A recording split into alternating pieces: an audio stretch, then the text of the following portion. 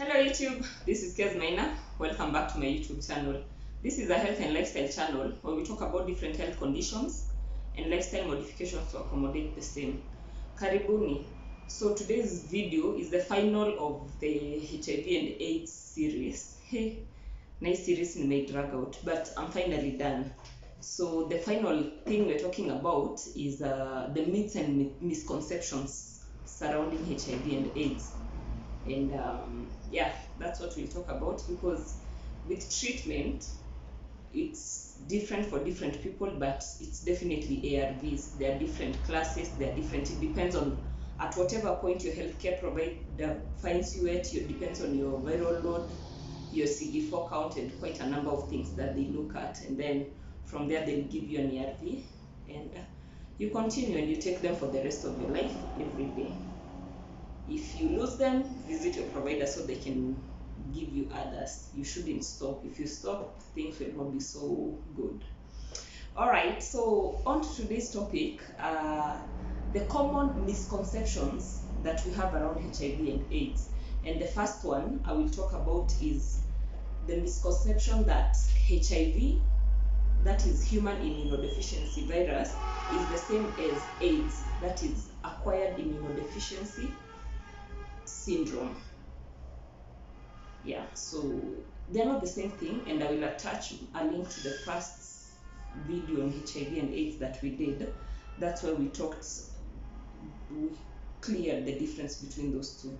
But one is the virus that causes the syndrome if it goes untreated, and the syndrome is whatever happens when you do not take your ARVs, and all the opportunistic infections get to you, and you get now the syndrome, or the fatal side of the virus or AIDS.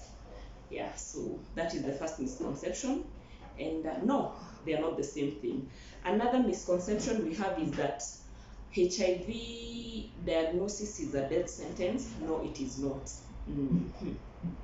Yeah, once you are diagnosed with the virus, with the HIV AIDS, that doesn't mean it's the end of you.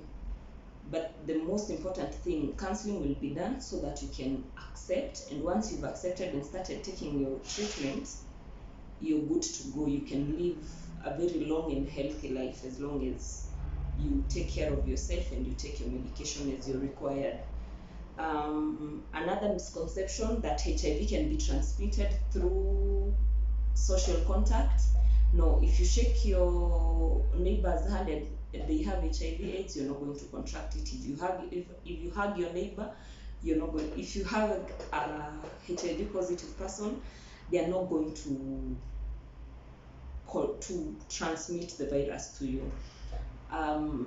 The way the HIV virus is transmitted, again, we've talked about it in a previous video, is if you come into contact with an infected person's bodily fluid and you yourself have a cut that will allow your fluids to mix, and that's when the virus gets into you. Anything other than that, just contact and there is no cut on you, or on them rather, you're completely safe from the virus. That HIV virus can be transmitted by mosquito bites. No, that cannot happen. That the virus can hide if you do take alcohol or some drugs, maybe painkillers, other stock of antimalarials, and others say that if you're on ARVs or if you've taken PEP, then if you are tested and you are positive, it turns negative. That is a lie. First of all, if you have tested positive for the virus, it will always be positive. No amount of drugs, be it ARVs, be it recreational drugs like alcohol or whatever else you may be using, be it prescription drugs like painkillers or antibiotics, none of those are going to turn your status to be negative just because you've taken them for maybe a couple of days or whatever.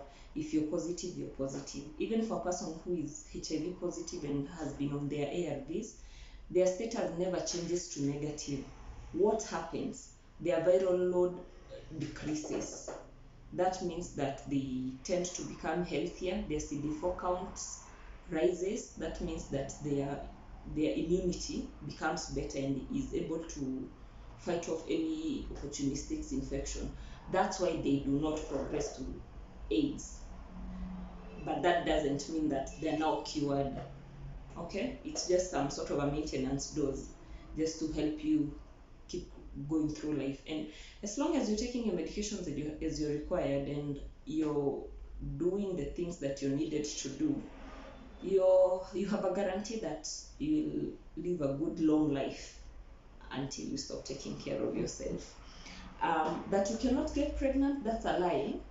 HIV/AIDS doesn't have any effect on your fertility, so you can still get pregnant even when you're HIV positive. Now, if you do get pregnant and you're HIV positive, on our previous video we talked about mother to child transmission, prevention of mother to child transmission.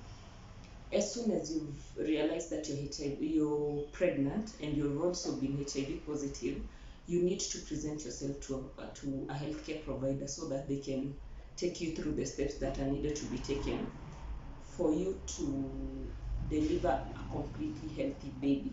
Okay? That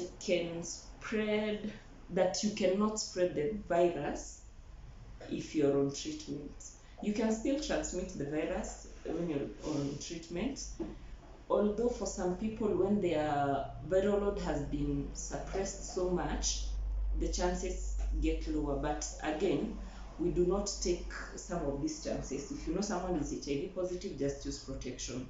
But there might be a chance when their viral load is very suppressed, you have a safety window. It's not 100%, but there's a little bit of a safety window. Those are the few ones that I had written down. And yeah, if you have others, kindly ask on the comment section and I will try to answer them as soon as possible. I will definitely answer them. Maybe I will not answer them as soon as you post, because I'm not always online, but I'll get back to you with the answers to them. So yeah, that's it. And finally, we're done with HIV and AIDS. Next, we're going to be talking about a different thing. And yeah, see you then. Cheers.